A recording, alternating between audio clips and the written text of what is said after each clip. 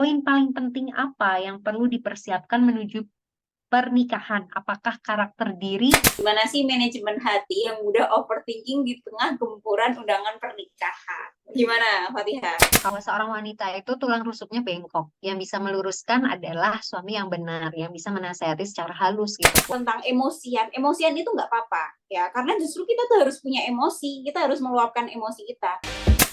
Welcome to Sister Indian ID, Bestari Berkarya Berdaya, sebuah kanal untuk perempuan muda bisa berdaya dengan ilmu dan karya.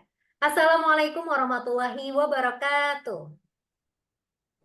Nah, welcome to episode 3. Nah, sister semua, di episode 3 kali ini kita akan membahas persiapan menuju halal, baik finansial, mental, ataupun mungkin ini ya, apa tuh namanya, planning kayak gitu. Nah, di pertanyaan pertama di episode persiapan menuju halal ini, ada dari seorang sister bertanya tentang poin paling penting apa yang perlu dipersiapkan menuju pernikahan. Apakah karakter diri? Gimana, Atina? Oke, tentang persiapan menuju pernikahan ya, kalau menurutku tuh semua poin tuh penting ya, kayak mulai dari mental, kemudian karakter, manajemen emosi, ilmu finansial itu tuh semua itu perlu gitu untuk dipersiapkan gitu, karena nanti ketika sudah menikah sudah dihadapkan dengan keadaan yang nyata, faktanya tuh kayak gimana gitu. Jadi ya mau dibilang manajemen emosi lebih penting dari yang lain ya nggak juga, karakter juga nggak juga gitu. Ya all in sih menurutku ya. Jadi semuanya penting karena memang pernikahan tuh se-complicated itu. Itu cuman kalau memang udah ada modal ikut organisasi atau dia punya partner di organisasi atau komunitas, mungkin itu bisa sangat membantu sih. Itu sih kalau menurutku ya. Kalau menurut Fatia sendiri gimana nih? Apa sih poin yang paling penting buat persiapan pernikahan tuh? Ya, semuanya penting itu benar dari Atina, tapi semuanya itu bisa didapat dari ilmu gitu kan. Dan juga di Islam bilang kalau misalnya kita beramal itu harus ada ilmunya dulu gitu. Jadi berdasarkan sebuah ilmu. Nah, jadi persiapan yang paling penting, yang paling terpanjang adalah ilmunya, yaitu mempelajari bagaimana cara menjadi istri atau suami, atau setidaknya mengetahui ya apa sih hak dan kewajiban suami dan istri, sehingga nanti bisa diaplikasikan di kehidupan sehari-hari. Tentunya kalau misalnya udah dapat ilmu, belum tentu tuh pasti yang paling sempurna gitu, belum tentu, tapi setidaknya kita punya bekal. Nah, si ilmu ini bisa didapatkan dari misalnya pranikah atau baca konten pernikahan atau buku-buku yang misalnya bisa melengkapi hasanah tentang pernikahan. Nah, kalau mau tahu bukunya apa aja bisa silahkan ke highlight di Instagram aku gitu. Salah satu contohnya mungkin yang beken ya Tin ya adalah Salim Afilah mungkin yang bestseller tentang pernikahan dan romansanya banyak kayak gitu teman-teman. Dan juga eh, selanjutnya setelah ilmu itu setelah Nah, kita ini dapat juga ilmu, nyambung ke pertanyaan. setelah kita dapat ilmu itu rasa-rasanya kita juga akan membantu ke arah pembenahan yang lainnya ya, insya Allah seperti itu ya, karakter dan juga mental kayak gitu. Dan menurut kamu nih yang kedua ya Tin ya, ikut konseling pranikah nggak Mbak kayak gitu? Ikut nggak Mbak? Kalau aku ya, Fat, aku tuh nggak ikut konseling pranikah ya, cuman ikutnya sekolah pranikah aja. Tapi bukan berarti aku nggak tanya-tanya tentang pernikahan itu kayak gimana. Aku tetap tanya-tanya sama orang-orang yang sudah pernah mengalami, atau mungkin di kelas pranikah itu sendiri, itu aku juga tanya-tanya. Tapi kalau yang bener-bener konseling gitu tuh enggak sih. Atau mungkin ya curhat ke teman ya, dia dikasih ngasih solusi kayak gimana perspektif dia, kayak gitu aja. Nggak ikut sih kalau konseling. Kalau Mm-mm. Fatia sendiri gimana? Ikut nggak sih konseling pranikah? Atau mungkin Konseling enggak? Konseling ke ini ya, ke psikiater dan psikolog gitu ya. Tin, halo, cek. Ini aku atau Atinanya yang Atina. Nah, Atina sudah kembali. Tadi pertanyaannya Atina, ikut enggak konseling pranikah gitu ya? hmm, Kalau mungkin bentuknya sekolah pranikah. tadi Atina juga bercerita kan ikut sekolah pranikah dan curhat ke teman kayak gitu. Baik offline maupun online dan juga punya mentor mungkin eh, yang sudah berkeluarga tentunya. Jadi punya rujukan atau punya contoh lah tentang kehidupan pernikahan. Kalau misalnya konseling tentang pranikah sih mungkin pernah sih aku ke psikolog juga ke psikolog untuk bertanya tentang kehidupan pranikah nanti bagaimana gitu. Dan itu sekelumit apa ya, sekelumit kisah yang sekelumit hal yang dilakukan sebelum menikah. Tapi kamu waktu konseling, waktu ikut sekolah pranikah itu kamu udah punya pikiran mau nikah belum, Tin? Belum sih, kayak itu tuh bener-bener nggak tahu ya mau nikah kapan ya. Kan itu kan belum lulus, sih sebenarnya udah ada gambaran, Hmm. niatnya mau nikah habis lulus sekitar 1 atau 2 tahun lah ya. Tapi kan itu kan kondisinya belum lulus dan juga nggak jelas mau sama siapa kan. Yang penting ikut aja dulu, belajar aja dulu sih kalau kataku. Jadi nanti kalau ada calonnya Hmm. siap. Nah, iya kadang itu orang takut ikut sekolah pranikah karena lah aku kan belum mau nikah dan masih lama gitu persiapan pernikahan masih aku ingin gini-gini dulu atau misalnya aku belum ada calon padahal ikut kelas pranikah itu sesimpel kalian ikut kajian fikih pernikahan gitu. Yang mana itu bisa kalian lakukan kalian sebelum siap jadi istri pun harus menurut aku ya ikut dulu untuk siap kayak gitu. Kalau kamu dulu ikut sekolah pranikahnya online, offline atau gimana, Tin? Aku dulu sih offline ya sebelum corona daftarnya, tapi Hmm. karena corona datang tuh dan katanya mau selesai kapan tuh nggak selesai-selesai daripada diundur-undur, akhirnya dari penyelenggaranya ngadain secara online gitu. Kalau aku kan di Solo itu penyelenggaranya KPPA Benih punyanya Ustazah Mm-mm. Mida. Mm-mm. Jadi kalau dulu aku juga ikut itu KPPA Benih offline semasa tahun 2022 kayaknya. Jadi Atina lebih dulu guys ikut sekolah pranikahnya ya. Kalau aku mah masih ketika bekerja gitu ikutnya. Dan juga online ada di Instagram akademipranikah.id kalau nggak salah kayak gitu. Dan sekarang banyak ya online kelas pranikah itu di mana tuh di internet atau Hmm. online di Instagram kayak gitu. Oke, oke jadi Nah, gitu itu ya tentang untuk untuk pranikah, sekolah ya pranikah gitu yang bisa diikuti dan jadi referensi. Oke, nomor 3 dibaca Tin. konseling pranikah. Pertanyaan yang ketiga tentang manajemen hati. Gimana sih manajemen hati yang mudah overthinking di tengah gempuran undangan pernikahan? Gimana, Fatihah? Gimana ya? Jujur aku kalau terima undangan pernikahan itu tuh nggak ada sih yang tanya kapan, kapan, kapan gitu tuh nggak ada. Tapi mungkin overthinkingnya itu adalah berasal dari normalisasi atau budaya atau nggak tahu ya kebiasaan lumrah kalau usia habis S1, habis udah kerja itu ya kenapa nggak mikirin nikah? Justru overthinkingnya tuh dari situ. Nah, kenapa sih nggak mikirin pernikahan dari sekarang? Jadi kalau di aku manajemennya itu jadi trigger aja atau jadi apa ya jadi titik poin. Oh iya ya sekarang berarti waktunya mempersiapkan pernikahan. Tapi nggak ngoyo, nggak yang harus aku harus nikah eh, tahun depan gitu. Nggak punya personal goals yang seperti itu sih untuk kehidupan pernikahan sebenarnya mengalir aja gitu. Jadi cara manajemennya adalah jadikan sumber pemikiran itu titik balik untuk belajar gitu loh. Untuk belajar, oh berarti mungkin waktunya mempersiapkan pernikahan kayak gitu. Sambil menyibukkan diri sih, menyibukkan diri di area-area yang kita sukai, kita kembangkan.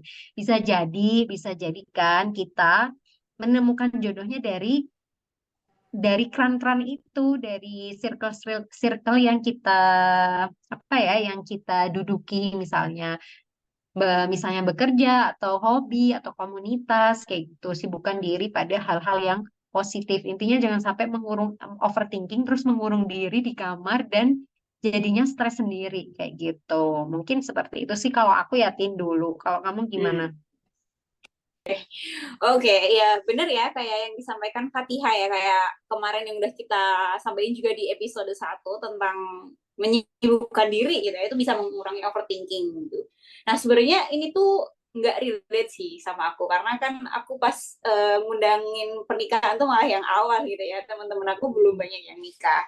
Cuma dulu paling tuh aku ngerasanya kayak jodohku siapa ya, kayak gitu. Cuman nggak sampai yang kayak overthinking kayak gitu, aku kapan nikah kayak gitu, enggak, karena memang merasa belum waktunya.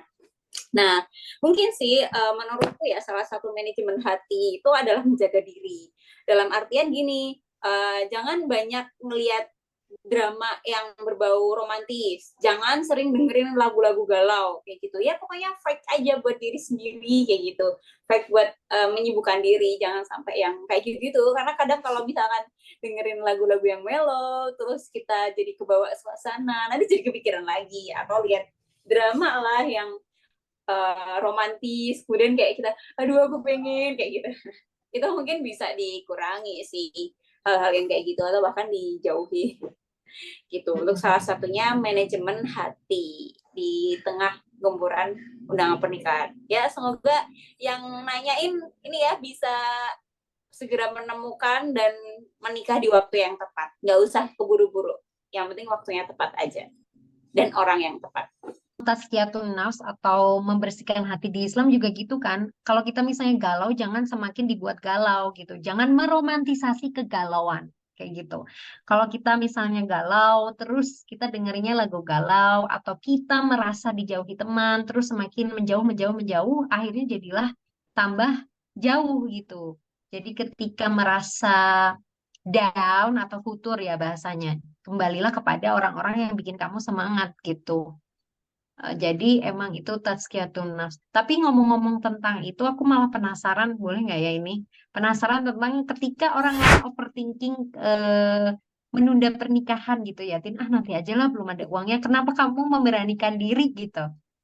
Kayaknya harus sekarang gitu, di umur yang lebih muda mungkin daripada teman-teman yang lainnya gitu. Kenapa gitu? Aku Hmm. ya apa ya, karena aku merasa aku udah siap gitu ya, dalam artian aku juga punya modal. Misalkan nih kok delalah ya, naudzubillah min dzalik, misalkan pas dulu sebelum nikah tuh suamiku kenapa aku udah menyiapkan mental kalau misalkan aku harus kerja, aku harus apa, dan aku udah punya modal itu semua aku dapetin ketika kuliah, ketika aku jadi siswa kayak gitu. Jadi nggak ada alasan buat menunda gitu. Dan apa yang kelebihannya dia itu adalah salah satunya ada beberapa dari kekuranganku, dan apa yang kelebihanku itu juga bisa dia tambahin gitu loh. Jadi kayak ya udah nggak ada masalah gitu kan. Awal nikah baru aja lulus tuh kan, ibarat kata tuh fresh graduate, duitnya dari mana ya? Ya udah yang penting bisa hidup aja. Nggak harus langsung kaya kok, nggak harus punya penghasilan 100 juta pertama di usia 25 tahun kok. Itu sih kalau aku sih, Pak. Iya, kita jangan ter-overstimulated ya. Atau misalnya tuh denger konten ini aja langsung langsung trigger kayak gitu misalnya ya. Nggak harus 100 juta di umur 25. Itu benar sekali teman-teman. Baik, nah terus lanjut ini pertanyaan keempat nih, Tin, bisa dibacain mungkin.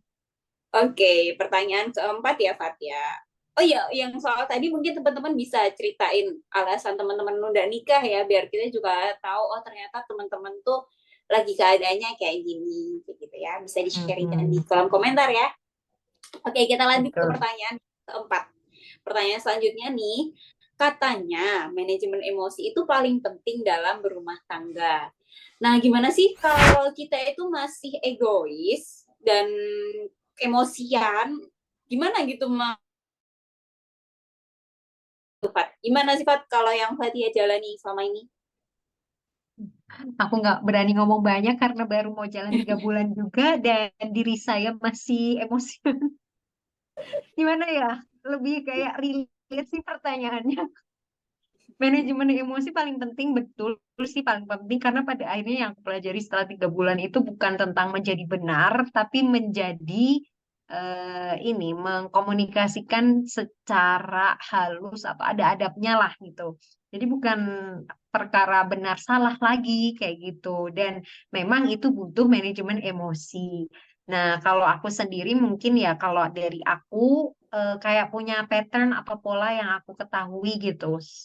Bahwa misalnya nih mendekati menstruasi biasanya aku begini-begini. Nah, itu aku komunikasikan ke pasangan kayak gitu. Jadi ada hal-hal yang aku komunikasikan tentang kalau marah tuh harus gimana kamunya atau kalau marah tuh aku seperti ini.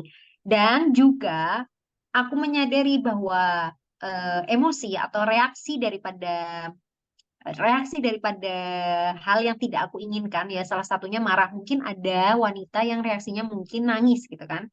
Kalau mungkin di aku marah, nah itu biasanya aku gali itu kenapa sih dulu pengasuhanku tuh seperti apa di masa lalu gitu. Jadinya aku jadi belajar kalau oh ternyata aku pernah menerima seperti ini. Jadinya di keluarga pun jadi seperti ini. Nah, mungkin akhirnya di keluarga yang baru yang kita bentuk ini jadi sama-sama tahu bahwa kita itu pernah punya luka mungkin ya atau hal yang dulunya kita anggap lumrah di keluarga inti kita dulu kayak gitu. Jadi ya harus disadari dan diterima kayak gitu. Jadi kalau misalnya ini paling penting dan masih egoisan, iya betul paling penting. Kalau masih egoisan, ya memang pada akhirnya nanti di dinamika rumah tangga pasti ketemu juga gitu. Jadi daripada semakin lama belajarnya ya kita belajar aja lah gitu ya di rumah tangga gitu. Saling belajar, komitmen untuk saling belajar. Mungkin gitu. Kalau Atina yang lebih lama ya udah punya anak juga gitu, mungkin lebih paham nih gimana. Oke, ya. Aku dari 3 tahun menikah ya. 3 tahun ya kayaknya ya. Hampir 3 tahun menikah. Atau 2,5. Ya, lupa lah. Pokoknya lebih dari 2 tahun lah yang menikah dan juga sudah punya anak. Eh, Justru aku malah lebih bisa mengelola emosi dan mengelola diriku itu setelah menikah. Terutama setelah punya anak.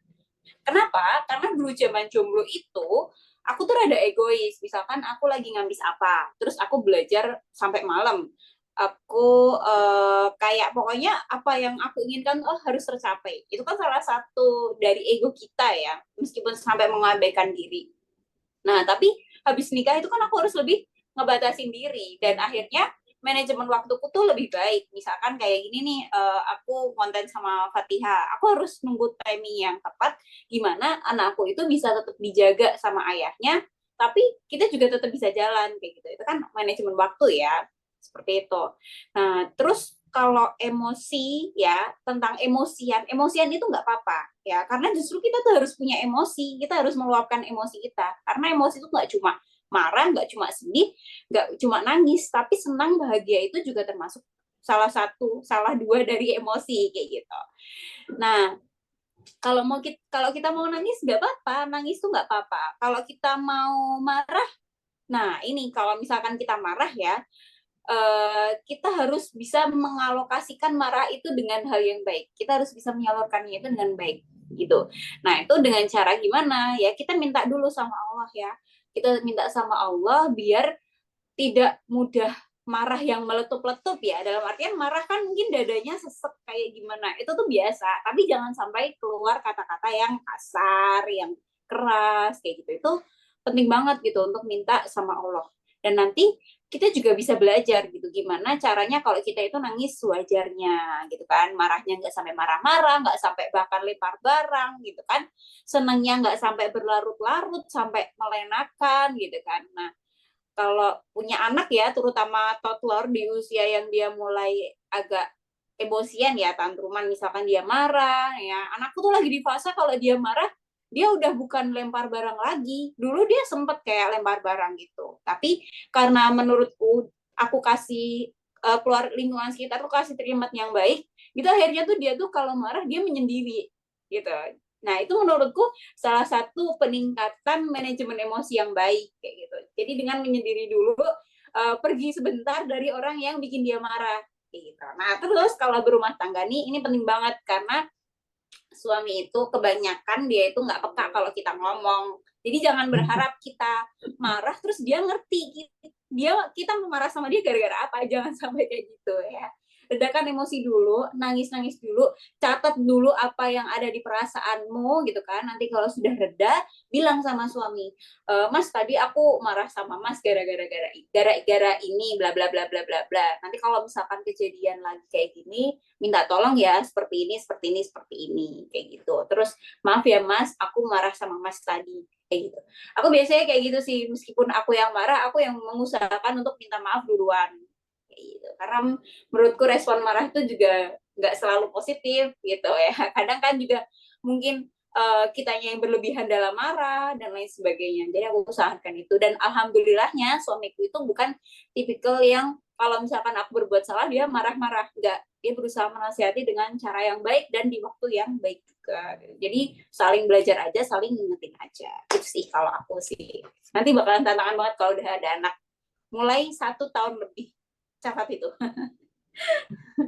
Nah, itu poin yang aku catat juga ya dari Sister Atina. Jadi saling belajar juga bahwa kadang seorang laki-laki tidak mengetahui maksud dan tujuan yang kita ingin sampaikan gitu. Kan marah itu bentuk respon, tapi sewajarnya aja kayak gitu. Nah, mungkin itu cara yang bagus dan benar bahwa ini ya, kalau aku pernah baca bahwa seorang wanita itu tulang rusuknya bengkok. Yang bisa meluruskan adalah suami yang benar, yang bisa menasehati secara halus gitu. Kalau misalnya dinasehatinya secara tidak halus, ya semakin bengkok, bengkok, bengkok, bengkok gitu.